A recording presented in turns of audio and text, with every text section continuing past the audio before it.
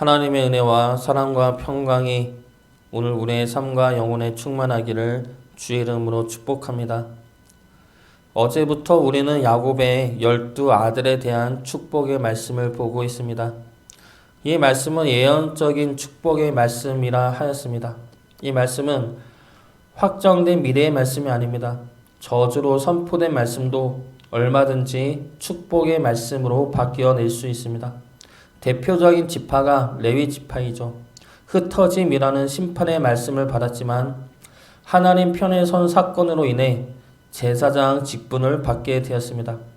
그렇기 때문에 야곱의 이 축복은 분량대로 주어진 축복의 말씀 속에서 하나님을 향한 믿음으로 굳게 서기를 당부하는 말씀이며 하나님의 축복 속에서 구원을 기다리기를 촉구하는 말씀입니다.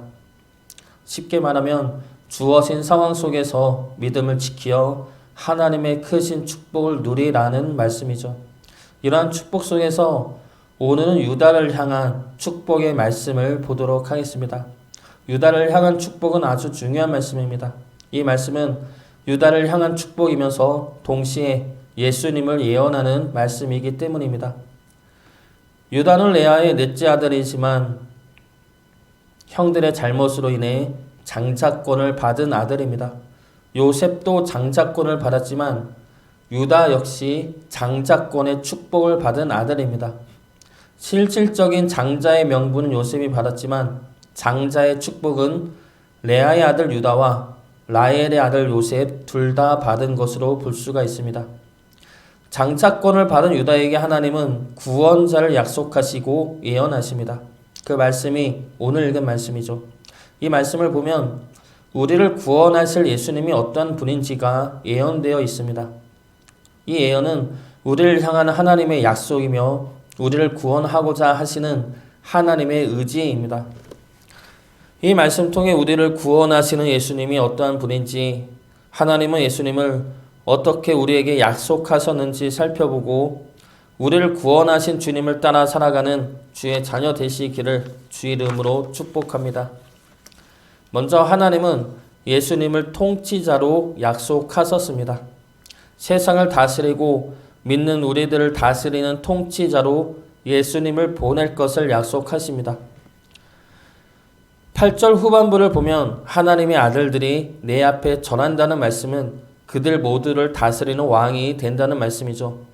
9절의 사자는 강한 힘과 권력을 상징합니다. 그리고 10절에 나오는 규와 지팡이는 통치자를 의미합니다. 즉 하나님은 유다를 통해 이 세상을 다스릴 통치자를 보내시겠다 약속하시는 것이며 이 통치자는 바로 예수 그리스도이죠. 그리고 예수님의 통치에 복종하는 이들은 이스라엘뿐만이 아니라 모든 나라, 모든 백성들이라 말씀하고 있습니다. 10절 말씀 보겠습니다. 규가 유다를 떠나지 아니하며 통치자의 지팡이가 그 발 사이에서 떠나지 아니하기를 실로가 오시기까지 이르리니 그에게 모든 백성이 복종하리로다. 여기서 모든 백성은 모든 나라, 모든 백성들을 의미하므로 이스라엘만을 다스리는 통치자가 아니라 모든 나라를 다스리는 통치자이신 예수님을 보내시겠다 말씀하고 계시는 겁니다. 예수님은 이 땅에 오셔서 모든 사망 권세를 이기시고 온전한 통치자가 되셨습니다.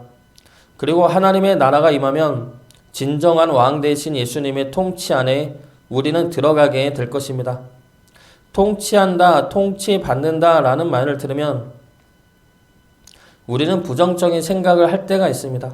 우리가 원하지 않는 것을 억지로 시키고 강제로 우리를 속박한다는 느낌이 든다는 것이죠. 세상의 왕들은 그러할 수가 있습니다. 세상의 악한 통치자들은 우리를 위한다기보다는 자신의 이득과 욕심을 위해 우리를 속박하고 강제할 수 있습니다. 그런 의미에서 통치받게 될 때는 힘들고 고난합니다.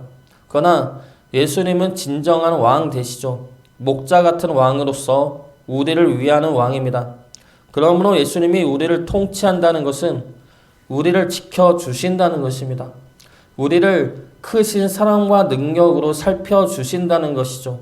그러므로 우리가 하나님의 나라에서 평안을 누릴 수 있도록 우리 몸과 영혼을 다스려 주신다는 것입니다. 이것이 진정한 통치자 되시는 예수님의 능력이고 우리에게 주어진 은혜입니다.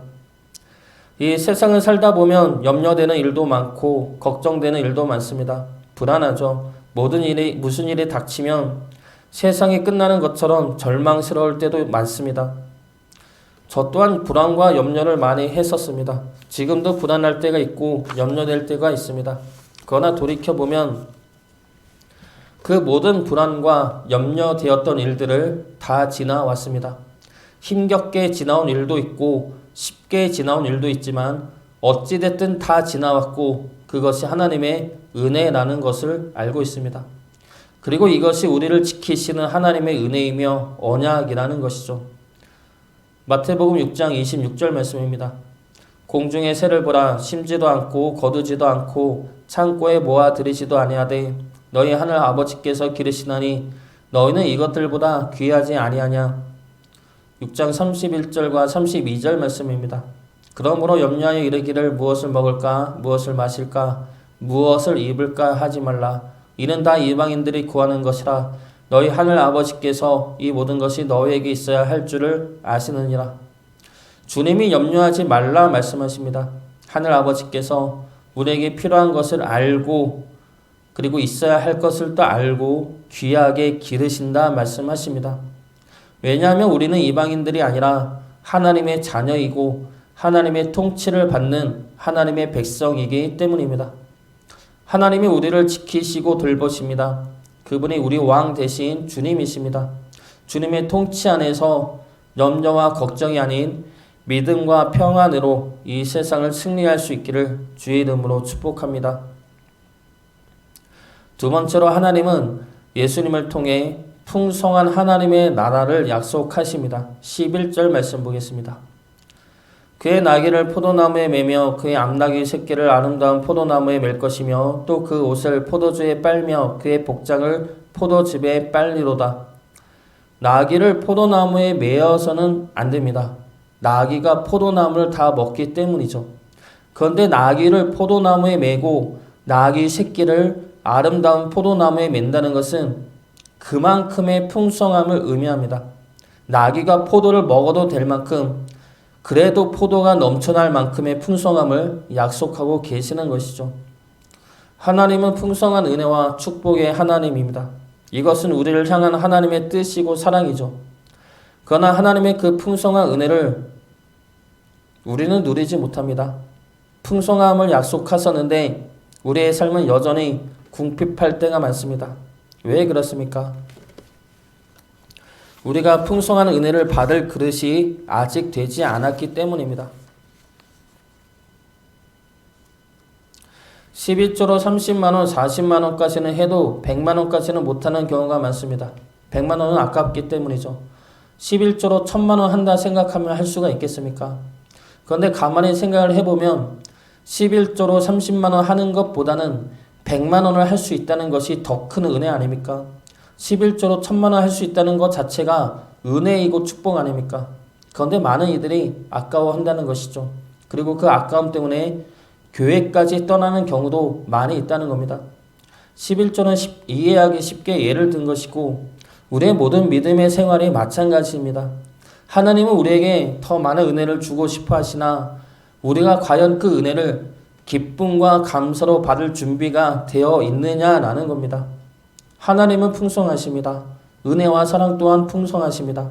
그 풍성한 은혜와 축복을 누릴 수 있도록 우리 믿음의 크기를 키워 나가시기 바랍니다. 이 땅의 물질을 바라는 믿음이 아니라 하나님이 함께 하신다는 것 자체로 감사하며 기뻐할 수 있는 믿음을 가지시기 바랍니다. 사도 바울처럼 어떠한 형편에든지 자족할 수 있는 일체의 비결을 배우시기 바랍니다. 그것이 우리가 키워야 할 믿음의 크기이며 그 크기에 따라 하나님의 풍성한 은혜가 담겨질 것입니다. 하나님의 풍성한 은혜와 사랑을 감사로 받으며 기쁨으로 누리는 주의 자녀 되시기를 주의 이름으로 축복합니다. 마지막으로 하나님은 예수님을 심판자로 보내십니다. 8절 말씀 보겠습니다. 유다야 너는 내 형제의 찬송이 될지라 내 손이 내 원수의 목을 잡을 것이요 내 아버지의 아들들이 내 앞에 절하리로다. 하나님은 예수님을 보내시어 이 땅을 다스리는 원수를 이기게 하시어 우리를 다스리시는 왕이 되게 하십니다.